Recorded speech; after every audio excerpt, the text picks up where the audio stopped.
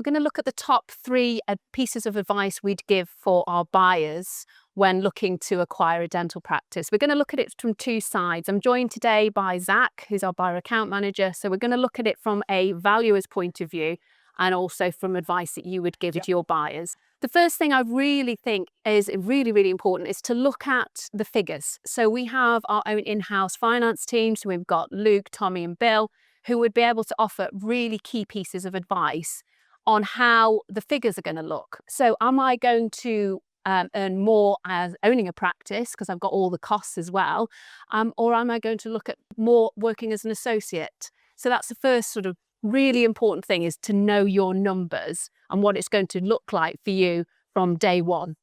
Yeah, so on the back of Julie's point there about knowing your numbers, I think it's important to actually understand what you want from a practice as well, to make sure that the practice you're potentially looking at buying aligns with the values and the working ethos that you have and going into, practice ownership, should I say?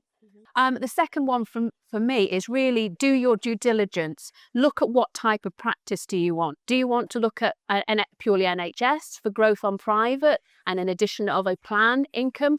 Or do you want to focus on purely private practice? Look at the location. So it's really do your own due diligence on what you want. And so you're fully prepared. Yeah, I think that's a really good point there.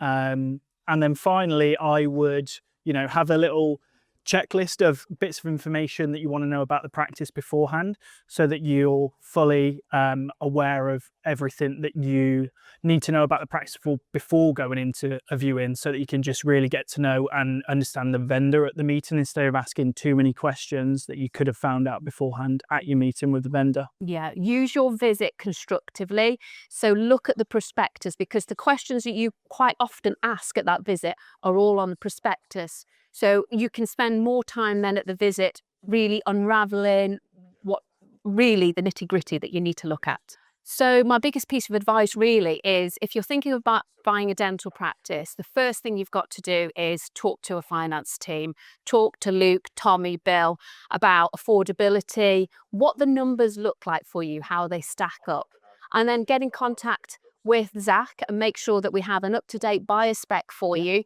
so that we can send you the practices really that align with your values.